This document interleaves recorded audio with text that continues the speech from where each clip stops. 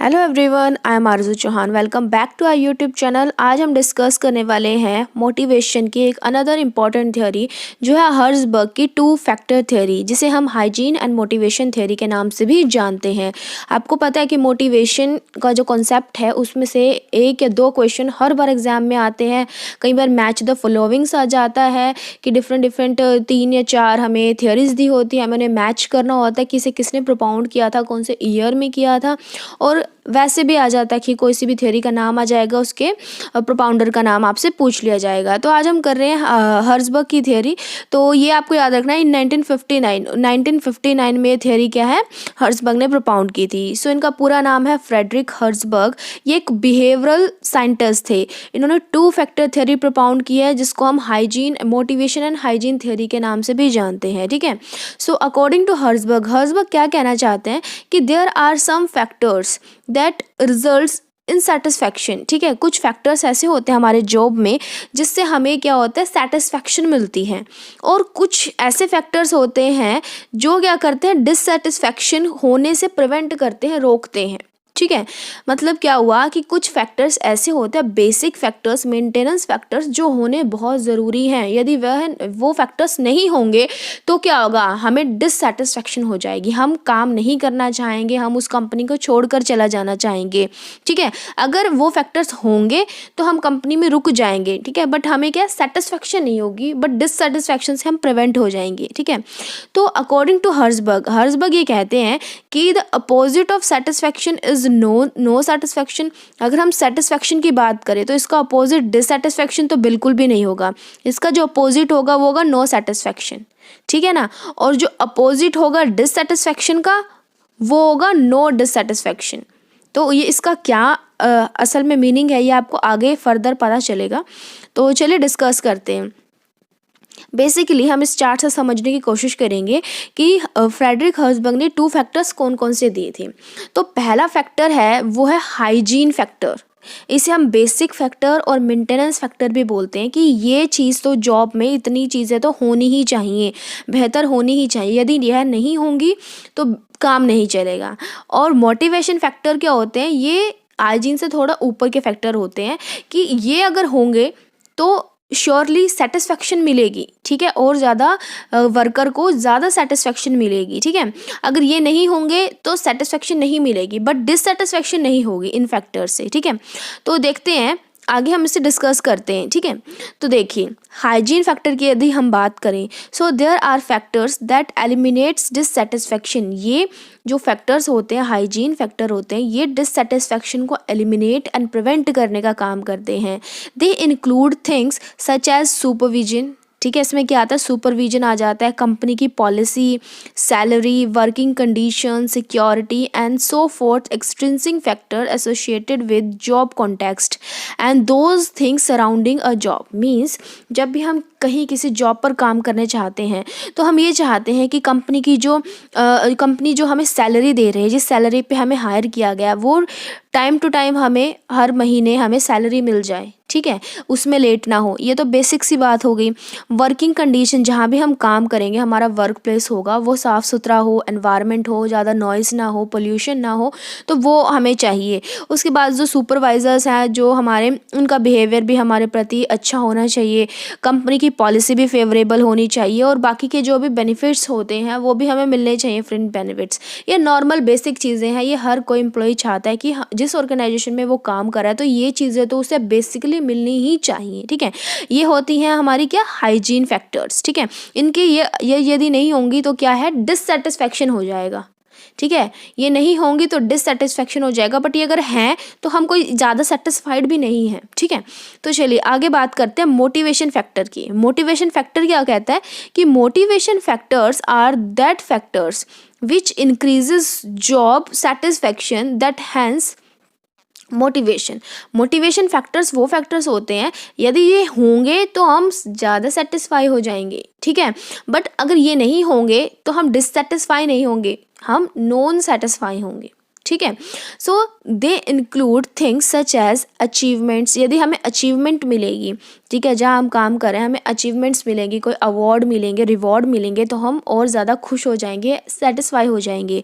हमें रिकग्निशन मिलेगी, कंपनी में पहचान मिलेगी, एडवांसमेंट मिलेगी, हमें ज़्यादा रिस्पॉन्सिबिलिटीज़ दी जाएंगी, ठीक है। और वर्क जो है, वर्क इटसेल्फ, जो हमारा काम है वो खुद ही ऐसा चैलेंजिंग जॉब है जो हमें खुद से मोटिवेट कर रहा है, और पॉसिबिलिटी ऑफ ग्रोथ, ये सब जब हमें मिलेंगे तो हम सेटिस्फाइड हो जाएंगे, ठीक है। ये बेसिक नहीं है, ये बेसिक से एडवांस है, ठीक है। So as so fourth intrinsic factors associated with job content, ठीक है। इंट्रिंसिक फैक्टर क्या होता है, एसोसिएटेड होते हैं जॉब कंटेंट से, और those things with in the job itself. Motivation factors can only lead coworkers feel satisfied and motivated. जो मोटिवेशन फैक्टर्स होते हैं ये क्या करते हैं, एम्प्लॉयज़ को ज़्यादा सेटिस्फाइड फील करवाते हैं, ठीक है, कि अचीवमेंट मिल रही है, प्रोग्रेस मिल रही है, कंपनी में पहचान हो रही है हमारी, लोग हमें जान रहे हैं, तो ये क्या है, सेटिस्फेक्शन देगा कि हमारी वैल्यू है कंपनी में, ठीक है। तो ये एडवांस की तरफ लेके जाता है, ठीक है। अब देखिए यहाँ इस चार्ट से बिल्कुल क्लियर हो जाएगा, ठीक है। तो क्या होता है, हाइजीन फैक्टर है और हमारे मोटिवेशन फैक्टर हैं, ये इनको हम डिससेटिस्फैक्शन या डिससेटिस्फायर भी बोलते हैं, ठीक है। ये डिससेटिस्फायर होते हैं मेंटेनेंस और बेसिक फैक्टर्स होते हैं, जैसे कि वर्किंग कंडीशंस हैं, को वर्कर के साथ कैसा रिलेशन है, ठीक है, अच्छा रिलेशन होना चाहिए, कंपनी के रूल्स एंड पॉलिसीज़ फेवरेबल होने चाहिए, एंड सुपरवाइजर क्वालिटी जो है वो अच्छी होनी चाहिए, बेसिक वेज और सैलरी हमें टाइम टू टाइम मिलनी चाहिए, स्टेटस जो हमारा है, जिस डेजिग्नेशन पे हमें काम मिला हुआ है, हमें हमारी उस वहाँ पर रिस्पेक्ट होनी चाहिए। तो ये है हाइजीन फैक्टर। मोटिवेशन फैक्टर्स में आ गया हमारा अचीवमेंट मिलनी चाहिए, recognition, responsibility, work itself and advancement, and उसके साथ क्या, पर्सनल ग्रोथ होनी चाहिए। तो ये हो गया हमारे मोटिवेशन फैक्टर, इससे जॉब सेटिस्फेक्शन मिलती है, और अगर ये नहीं होंगे, ठीक है, ये होंगे तो जॉब सेटिस्फेक्शन मिलेगी, अगर ये नहीं होंगे तो जॉब से हमें डिससेटिस्फेक्शन मिलेगी, ठीक है। आई होप आपको क्लियर हो गया होगा। आगे बात करते हैं हम इस ग्राफ से, हम समझने की कोशिश करते हैं। देखिए हमने एक्स एक्सिस पर क्या लिया है, मोटिवेशन फैक्टर लिए हैं, इधर लो है, यहाँ पर हाई है, और वर्टिकली हमने क्या लिया, वाई एक्सिस पे हाइजीन फैक्टर लिए हैं, इधर लो है एंड इधर हाई है। उसके बाद क्या क्या देखते हैं हम कि जब हाइजीन फैक्टर भी लो है एंड मोटिवेशन फैक्टर भी लो है, तो क्या है, लो हाइजीन लो मोटिवेशन, इससे क्या होगा, वर्स्ट सिचुएशन है ये, सबसे ज़्यादा वर्स्ट सिचुएशन है ये। क्या हुआ कि एम्प्लॉयज़ जो है, employees are not motivated and have complaints, तो इसमें मोटिवेटेड भी बिल्कुल भी फील नहीं करे एम्प्लॉयज़, और बहुत ज़्यादा कंप्लेंट कर रहे हैं। इससे ऊपर यदि हम आते हैं तो यहाँ पर क्या हाई हाइजीन फैक्टर्स हैं, कंप्लेंट्स तो वो कम करेगा बट मोटिवेशन उसका बहुत कम होगा। हाई हाइजीन फैक्टर है, देखिए हाइजीन फैक्टर हाई है, और लो क्या है, मोटिवेशन फैक्टर्स, ठीक है। तो employees have few complaints, complaint तो वो कम करेगा क्योंकि उसकी सारी वो डिससेटिस्फाई नहीं है, ठीक है, बट मोटिवेटेड नहीं है वो, ठीक है, and but are not motivated. यदि हम यहाँ आते हैं, इस तरफ आते हैं, तो यहाँ मोटिवेशन फैक्टर्स तो बहुत ज़्यादा हैं बट हाइजीन फैक्टर क्या है, बहुत लो है।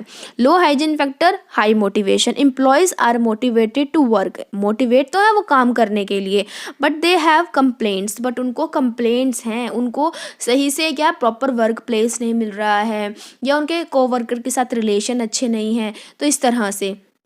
और ये जो हमारे सबसे ऊपर आता है, यहाँ पर हमारा हाई हाइजीन फैक्टर है, हाई मोटिवेशन फैक्टर है, ये सबसे आइडियल सिचुएशन है, ऐसा ही होना चाहिए। Employees have no complaints and are motivated, सबसे बेस्ट जो है वो यही सिचुएशन है, ठीक है। तो आई होप आपको समझ में आया होगा, ठीक है। चलिए आगे बढ़ते हैं।